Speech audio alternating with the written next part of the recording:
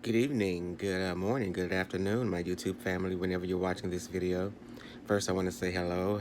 Hope you guys are having a great, what's today? Friday.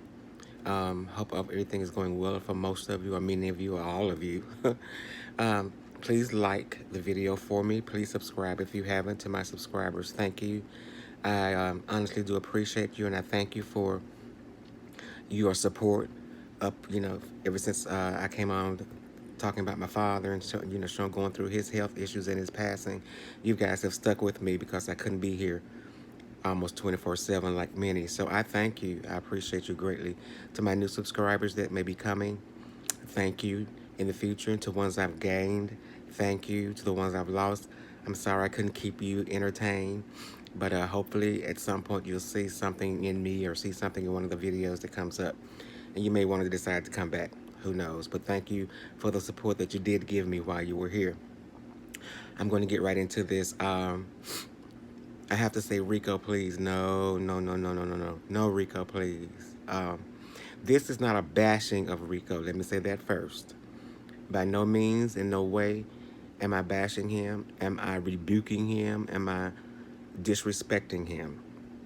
Because no matter what it is, just like we don't understand it or we don't kind of grasp it, but however Rico chooses to live Rico's life to Rico's whatever enjoyment or happiness or solitude or contentment, that's Rico.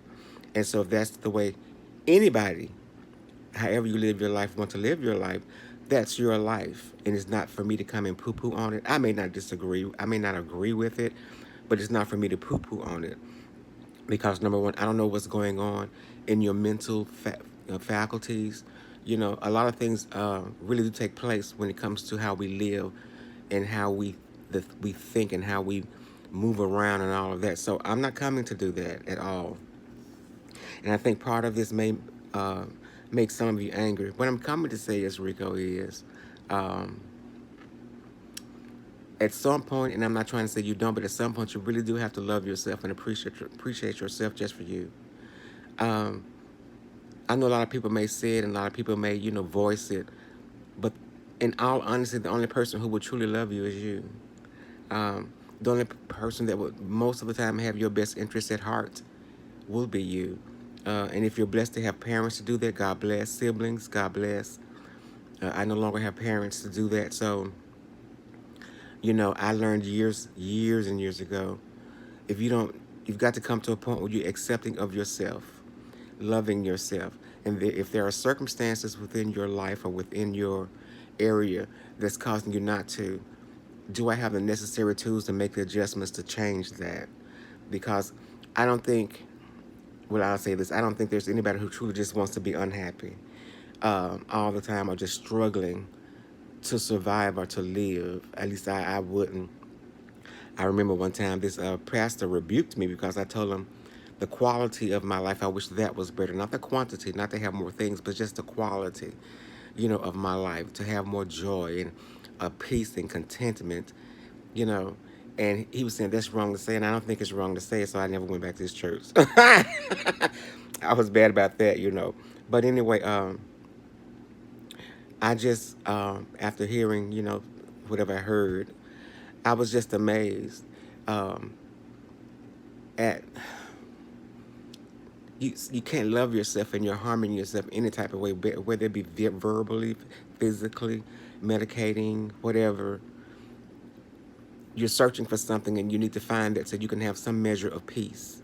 I'm not going to come here and cuss you out and judge you and call you all kind of names. That doesn't help any situation whatsoever. It only adds to it and only makes people in some cases rebel even more.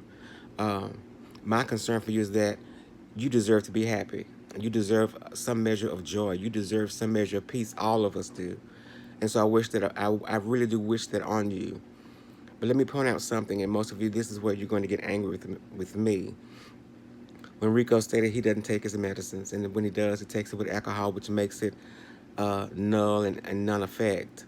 Um, and I guess in essence, he was saying he willingly goes out to have unprotected sex. Let's just call it like that. That's a bad thing. That's a bad thing on his part because, again, he's not taking care of his health and not watching out for his health. But at the same time, because you know nobody's asking in the process of getting, getting it on or preparing to get it on, and you caught up in the moment and caught up in the passion that you're gonna say, oh, are you HIV positive? Are you this? Especially when you're non-detectable. You're not gonna ask that question, and you're not gonna welcome that question or welcome that information. But the thing is, think of the people who, let's take it off Rico for a second, just for a second, because what he's doing in that aspect, that is wrong. That's just morally wrong. Not him having sex with whoever you want to have sex with, whatever you want to do. I don't judge that aspect of it at all. That's his life, that's him, and whatever. But for those of you who want to connect with that 9.5 inch and all of that, consider your own self. Do you love, and that's what I normally want to ask people, you love yourself enough to protect you from the possibilities of what you can catch or what you can obtain from having unprotected sex with somebody else, regardless, because you don't know their status, especially like this if they're undetectable. You don't know what's going on with them. You don't know who they slept with. They don't know who you slept with. So is the risk? Is it worth the risk for you to do that? So yes, Rico is wrong in that aspect of it, but look at the people who are sleeping with Rico. See, we're not. It it goes both ways. Just like these arguments and these beefs on YouTube. It's not one sided, and it's not just one person in this, but it's the other individual who's involved as well. So do you care enough for yourself? And you have to ask yourself or ask the people who are kind of observing or listening, so to speak, to what's being said. Does the individual who sleep with someone who has it, whether they tell it or not, or can detect it or not, are they loving themselves enough to protect their own life from catching the disease? In many cases, you can see almost no, because a lot of people having unprotected sex 24/7. The what is it? The birth rate is going up so greatly. That's because people are having unprotected sex. So you have to ask yourself at one point, does it really become a moral issue, a moral wrong issue? Because, and this is not being negative, and this is not being saying anything bad. Because I personally, I love them too. I have many of little cousins and things, uh, and cousins who've had many children, and never been married with different people. And my concept, and I love them when they were born, love them still, but the concept I'm thinking is, you didn't think enough of yourself to at least to have protection. When you were having sex, because maybe you got something that will show up 7, 8, 9 months later. But suppose you got something that may be in your body for years, STDs. A lot of cases, they don't show up, especially in women, for a long time if they have it. And see, they can give that to a whole lot of people before they're actually detected or before they actually come upon some kind of health issue that reveals they have a certain STD. With men, it's different because theirs will show up a little bit faster as far as STDs and things of that nature. But what about them? So let's look at the whole picture. The whole picture. And like I said, I love my little cousins, the little girls and boys, that were born, and I have some cousins who were just hoish. I'm just gonna be honest. I love them to death, but they were just hoish, and they were fertile, extremely. I've got one cousin. I don't think she may be in her 30s. She got about 10 children. It's like every time she lay down with somebody, she got pregnant. So my thing with her was, because she talked to me about it one time, I said, do you ever think, so one of these times you're going to come out with more than just a baby? Think about your health and think about your well-being. And I said, at this point with all these children, think about them. Who's going to take care of them? You know, you out here doing all this and partying and drinking and clubbing, whatever, and you just having unprotected sex. See, that's the thing. It's not one way. It's not just Rico. I say it again. Yes, he's wrong, for not taking his medication, because it's like he's playing Russian roulette. At one point, the bullet that's in the chamber is going to be right there by his head when he pulls that trigger. At that point, it'll be too late. I know many people, or at least I think I know many people who wished when they were diagnosed, so to speak, or whatever, had taken the necessary precautions, or at least after they found out they had it, they did everything possible to take care of themselves, to not to, hinder their health at that point because their health was very fragile. Yes, it's come a long way with AIDS research and the medications they give you now. You can go undetectable and you can live a normal life for years and years and years and years like anybody else. So that's kind of a given. But what about you who sleep with the person? And I'm not, Rico, please forgive me when I say this, but sleep with a person like Rico who's not taking his medicines. And when he takes it with liquor, which know the effect and voids the effect of the medication. Are you that horny or that just hung up on having 9.5 inches up your whatever, not to protect yourself? Because at that point, you take your own life in your own hands and you're saying, I really don't care about myself. I just want to get off or feel this whatever inside me. So you're not giving any thought either to your own life or to the well-beings of the people you'll come in contact with. So that's one reason why it passes and it passes. A lot of things pass on and on and on and on. Personally, I don't know the big deal about the not wearing protection. They don't feel proper, natural, whatever. I'm gonna be honest with you, and you might think I'm lying, but it's really true.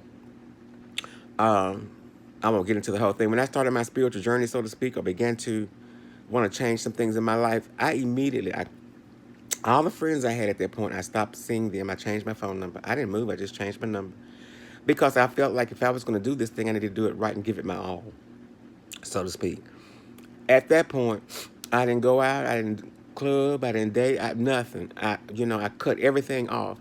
That's been about maybe 27 years ago, 28 years ago. I have been celibate all that time and have not been in a relationship all that time. And somebody asked me, how could you do that? I said, well, the first few months were hard because I was used to partying and going out and drinking, hanging out with my friends, just having a good time. And at that time, and I'm not ashamed to say it, my biggest friends, no, I wasn't a whore, and all this other kind of stuff, but my biggest friends were like prostitutes and pimps. I used to go to this club. Y'all don't know Jackson, but back it was on Lynch Street. It was called Mr. S Disco. And the only thing that hung out at Mr. S Disco, well, for the most part, were mainly pimps and prostitutes. There were other people, but that was the big gist of who hung out there. So I became friends with many prostitutes and pimps.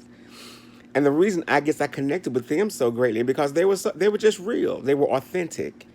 They didn't put on airs and they weren't faking as far as back then that I knew of. They weren't liars. And you talking about having somebody in your corner when something goes wrong or something is happening, they had your back for real. The ones I knew, I put it that way.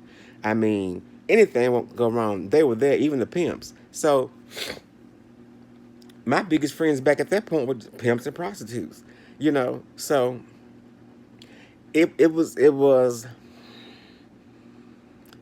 somewhat of a test, so to speak, when I decided to drop all of them, because I drop all my friends and everything like that, because I wanted to really, anything I attempt to do or want to try to do in any area of my life, I gave it 100%. Excuse me.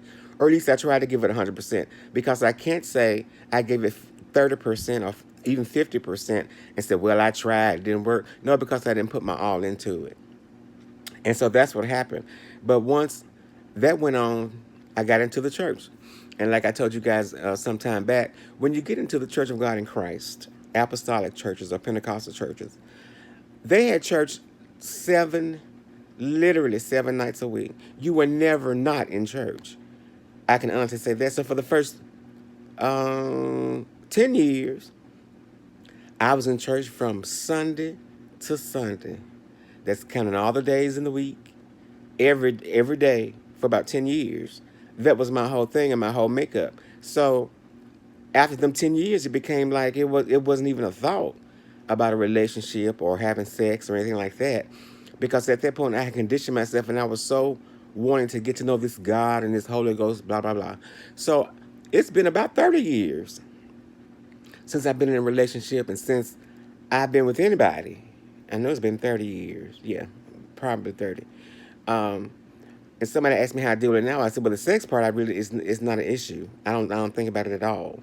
And like I said, after the first 10 years, it was like, ugh, because I was so consumed with getting to know the Bible, studying the Bible, knowing, wanted to know the Godhead, all of that, until my focus, and that's one thing I give myself, when I'm focused on something, for the most part, nothing can really deter me from it.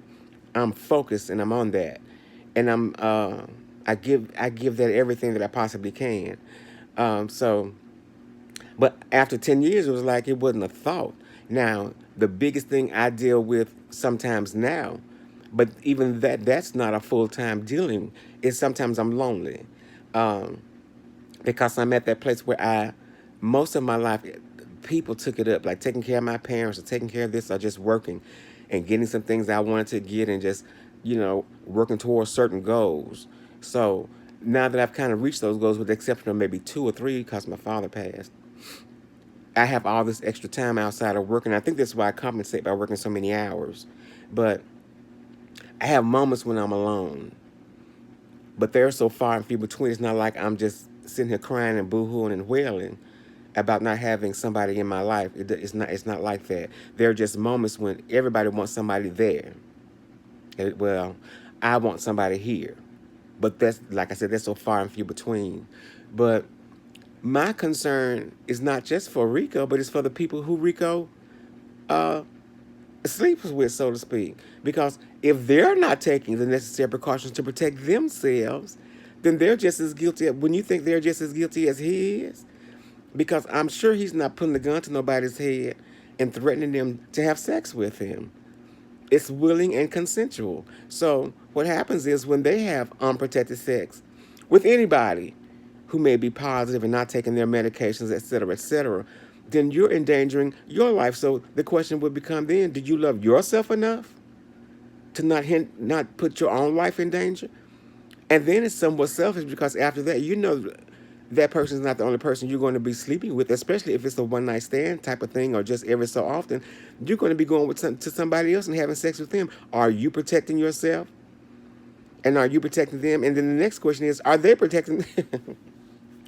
A lot of stuff in life and a lot of stuff that goes on within ourselves, it's a never ending cycle. It just rotates and it rotates and it rotates and it goes around and it moves around and it generates more and it multiplies more because nobody's really thinking, the giver or the recipient.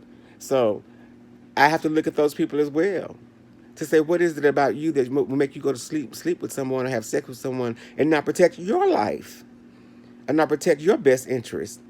Get a nut, do whatever you're going to do, but still, you're not important enough. You don't love yourself enough not to protect yourself and then to go out, whether you know you have it or not, and spread it abroad. See, that's why that's why this coronavirus, I don't care how many vaccines we get, whatever, it's never really going away.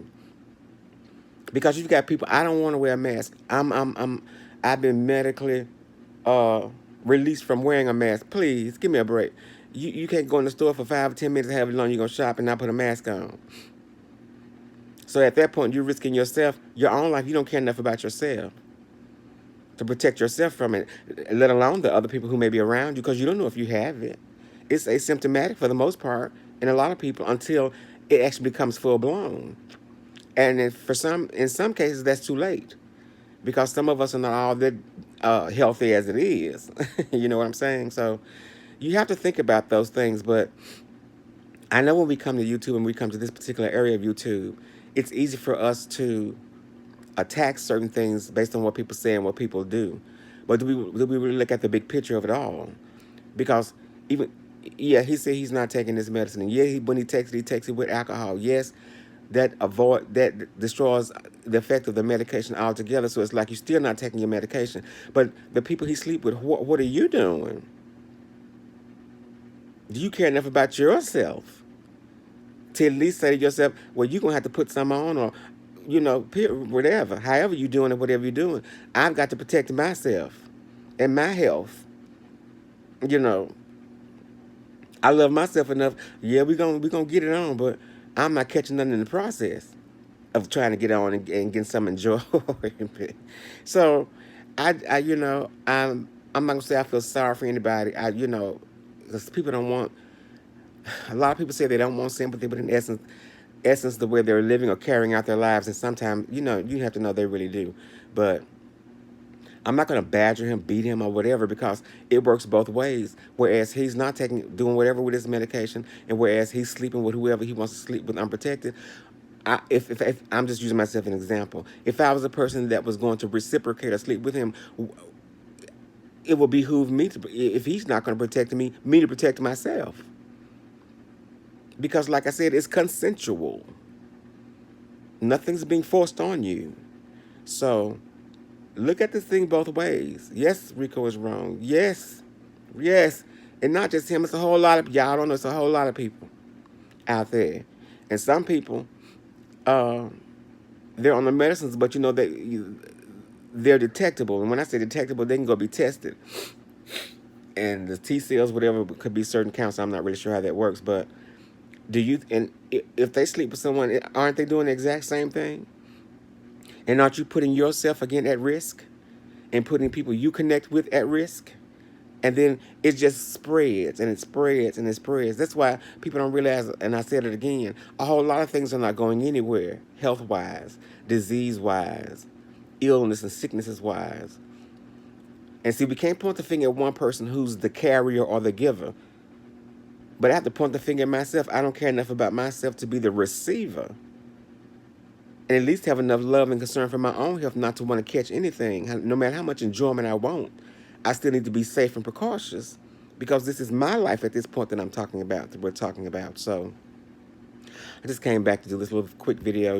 It's just, at this point, people act like they're so shocked and surprised about things that happen on YouTube. Please, why? Why are you shocked? Why? Some of the stuff that's been done and been said, nothing shocks me at all. Nothing moves me or phases me,